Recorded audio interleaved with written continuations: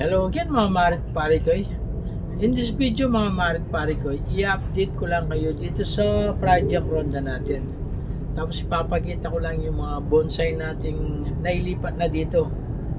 Galing doon sa ibang bonsai garden natin. Pero may natitira pa dong konti. So itutur ko lang kayo dito para makita nyo kung ano yung development ng project ronda natin. So keep on watching mga Marit Parikoy. At huwag kalimutan ni-like, share, and subscribe yung channel natin. Maraming salamat. God bless. Tsaka pala mga Marit Parikoy, gusto ko lang shoutout si paring Jong. Jong Apparel. Shoutout pala sa iyo paring. Salamat sa binigay mong jersey. No, tsaka shoutout dyan sa mga taga-Kamis, Saudi Arabia. No? May tindahan si paring Jong dyan sa Paring Jong, i-tag mo na lang yung link mo sa comment section para makita ng mga kaibigan natin dyan sa Kamis Machine. Shoutout sa inyo mga Marit Parikoy.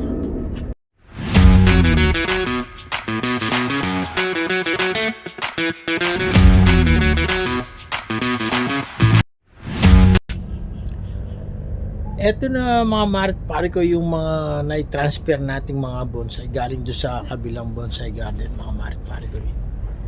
Itutur ko lang kayo.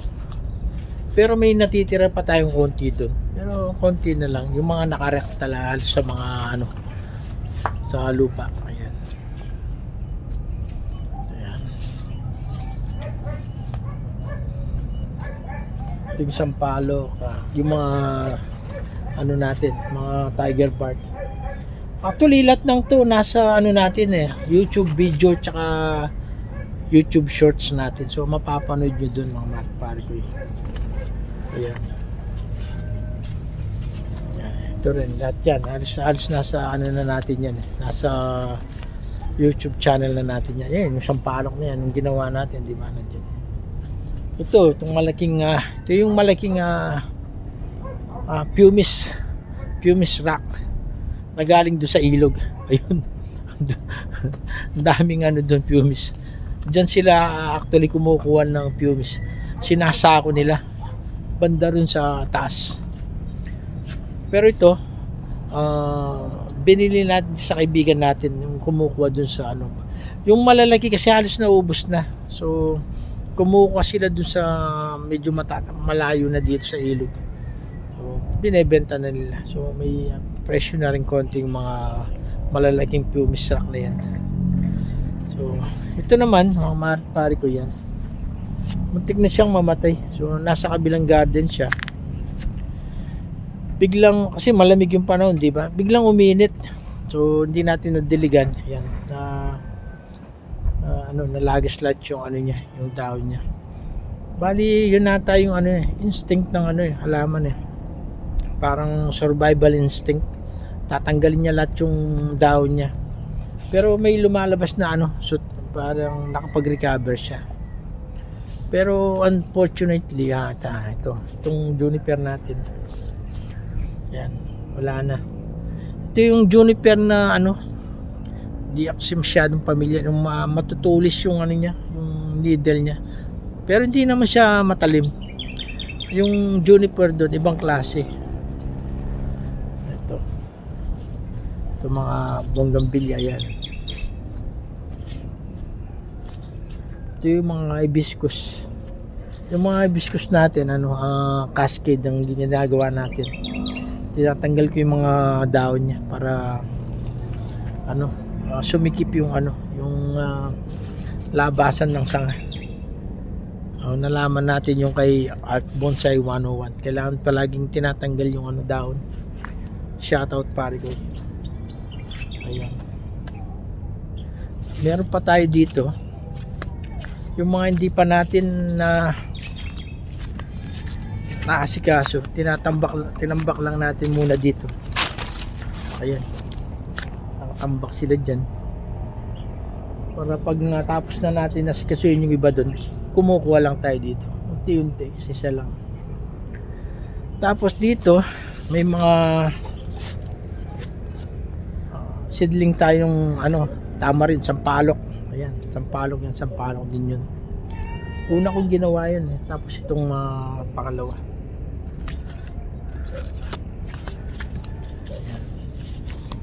Tapos yun, mga cuttings sa mga tiger bark, microcarpa.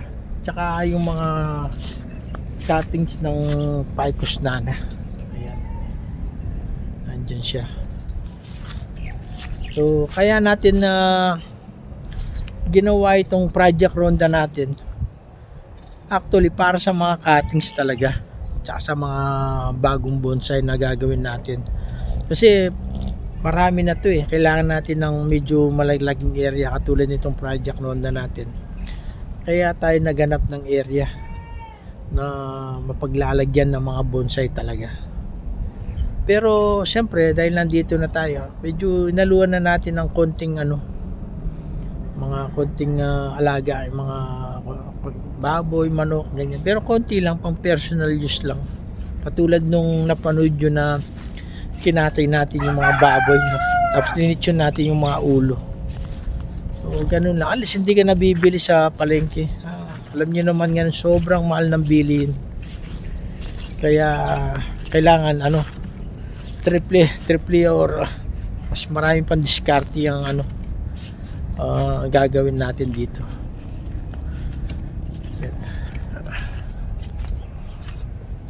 Ito pa yung mga nailipat natin. Ayan.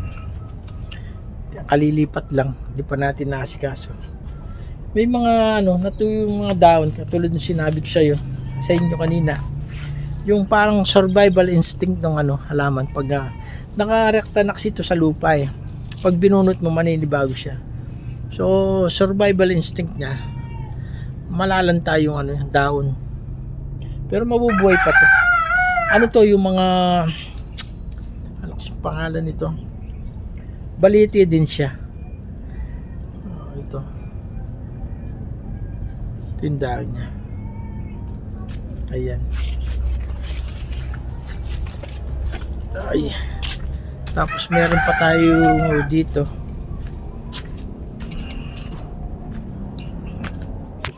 Ayan. Ito yung mga Ficus nana natin. Ayan, yung mga Argao Taiwan, Red Baliti. Red Baliti pala yung kanina, yung namatay yung dahon na pinapagito. Yun, parang ganun, Red Baliti. Tsaka mga hibiscus, meron din na yan. Mga bago din yan. Tapos meron tayo ditong ayan. Ito, may tayo dito, mga marpari ko, medyo ayan, nasa vlog natin yan, nasa video natin yan, namatay siya yung hibiscus, pero parang may shoots na green, no? Parang may kulay green na andun, no? Tsaka yung dalawang na nakapag-recover sila, yung dalawa. Actually nakapag-recover din siya, pero palagi ko yung ibang sanga niya hindi na natin ma-recover. So mag-iiba yung design niya. Siyempre hindi lang bonsai ang tinanim natin dito. Tinanim tayo ng maraming saging, as you can see. Kasi dati sobrang init dito. Wala pa tayong poso. Ngayon may poso na tayo. Yun. Ang dami nating cuttings na dinala dito before. Walang poso, walang saging. Namatay lahat. Dahil sa sobrang init. Nadidiligan namin kasi kaso konti lang kasi manggagaling pa kami doon sa ilog. Dadalhin namin dito. 2 araw mo lang hindi madiligan, namatay lahat, natuyo. Ngayon dahil sa dami ng saging, lumamig yung yung area natin. Tapos may poso pa tayo. Kaya lahat pwede nang mabuhay dito. Kaya nagtanim kami ng pinya. Malilit pa lang din siguro masyado mga pinya yan. Tapos nagtanim din kami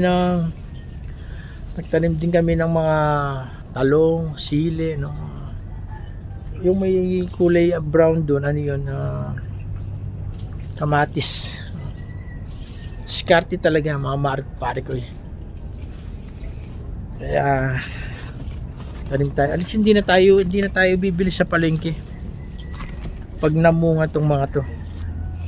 Yan, yung mga saging yan, nakakakuha na kaming mga ngilan pag Pero yung iba, pinamibigay natin sa mga tropa natin, sa mga tropang mandirigma at sa mga kaibigan natin. Siyempre kailangan share your blessing, ika nga. Hindi lang ikaw yung tao dito sa mundo. So yan, may mga malunggay din, malunggay. Maraming malunggay. Dahil bagong tanim, kahit mahaba yan, bagong tanim pa lang siguro mga 1 year and a half yung edad niya. Hindi sila namunga. Hindi katulad nung sa ibang bahay. Yung matagal na nang nakatanim, namunga na. Yung nasa taas namumunga na yung mga malunggay nila. Humingi up sana. Tapos nagtanim tayo ng mangga. Ayan, maraming mangga.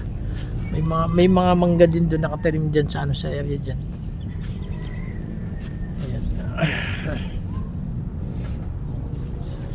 Yan, so far yun yung update ng ano natin dito sa Project Ronda February 2026. Ayan o, saging,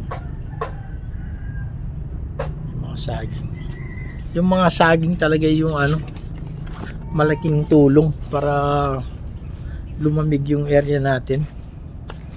Grabing init dati dito. Ayan.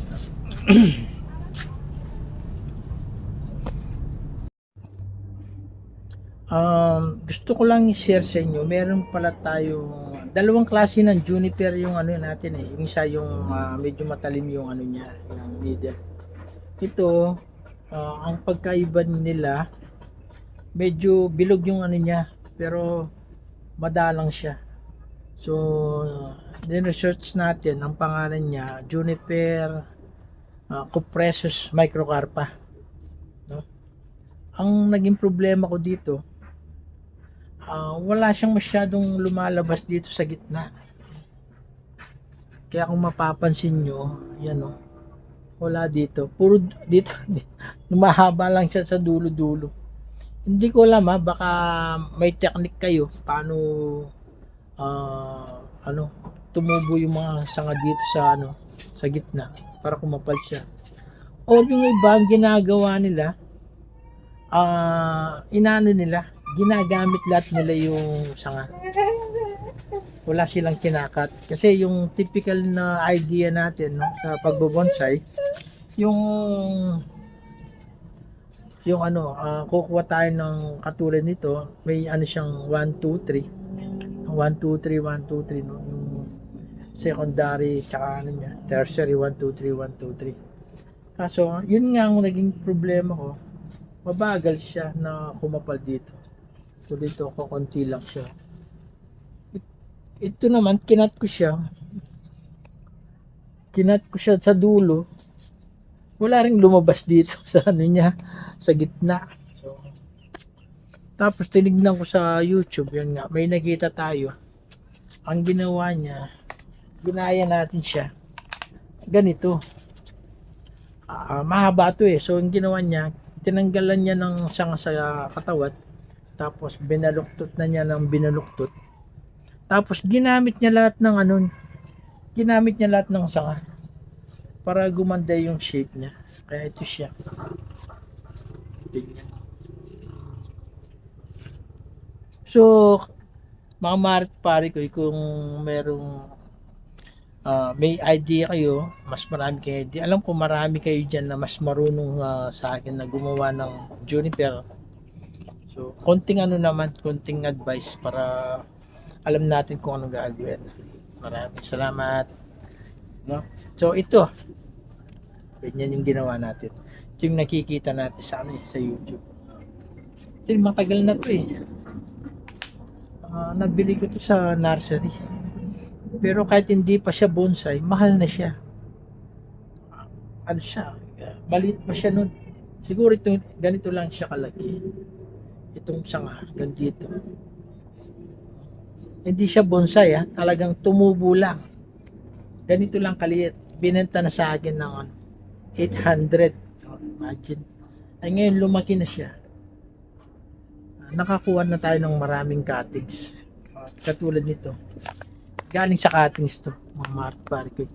Tsaka ang kinagandahan ng mga kupresos na to, juniper, hindi sila maselan. Hindi katulad nung matutulis yung needle. May kaibigan ako, nasa garden niya. May tubig naman siya. Dinidiligan niya palagi. Tapos nung lumaki na sila, tumaba, biglang namatay. Sayang nga eh. Ang tataba nung yung katawan ng juniper na yun.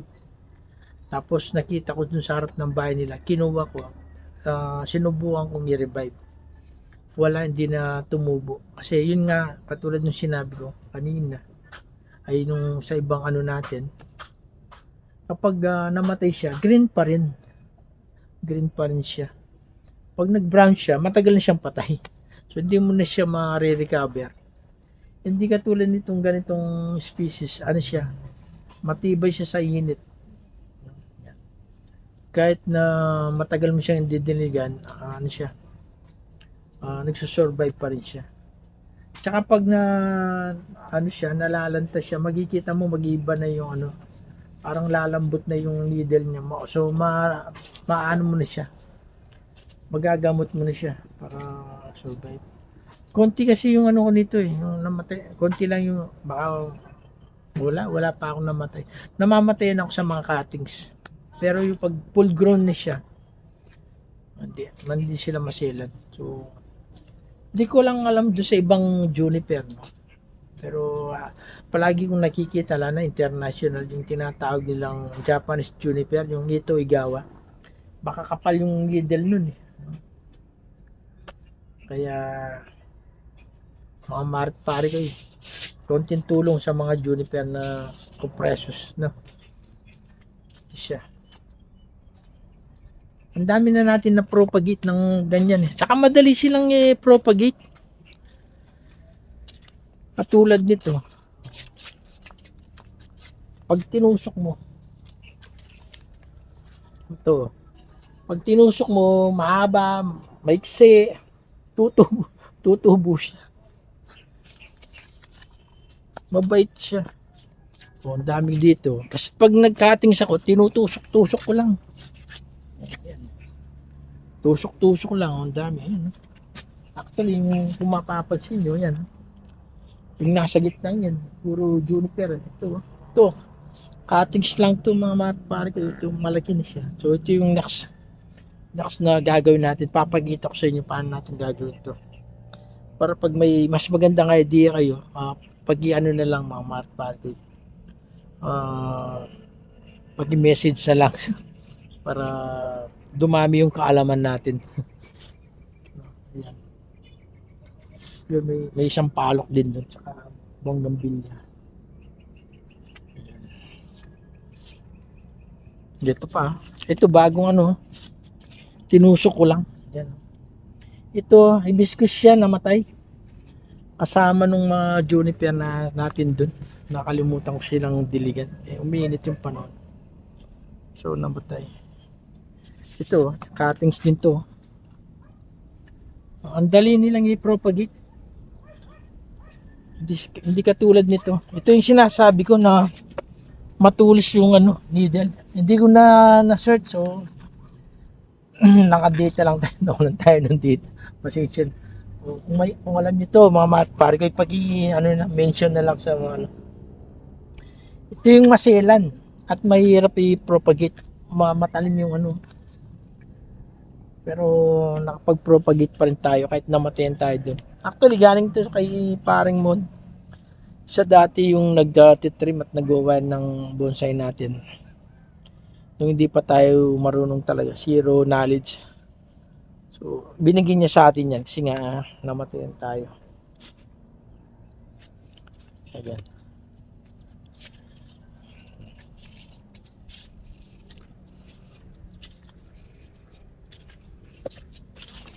Yan. So, balak pa natin i-extend.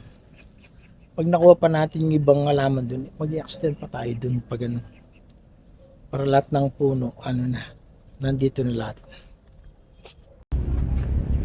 So, yun lang yung update natin sa Project Ronda, mga pare. Sana nagustuhan nyo yung video natin. And again, maraming salamat sa mga subscriber natin at sa mga nanonood ng video natin. At kay paring Jong, Jong, parin Jong, salamat sa binigay mo sa akin. No? Ingat lagi dyan sa kamis mo shit. So, maraming salamat and God bless po sa inyo lahat.